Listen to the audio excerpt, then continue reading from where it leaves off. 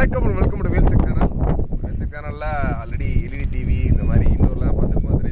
First time ஒரு outdoor எங்கே இருக்குது பார்த்தீங்கன்னா, நம்ம மாடக்குளம்ல வந்து மாடக்குளம் கண்மாயின்னு சொல்லுவாங்க. பக்கத்துலேயே வந்து பார்த்தீங்கன்னா ஐயனார் கோவில் இருக்குது. ரைட் சைடில் பார்த்தீங்கன்னா குவாலி மலை. இதை இந்த சைடு வரவங்க தாராளமாக வந்து பார்த்தீங்கன்னா ரொம்ப சூப்பரான இடமா இருக்கும்.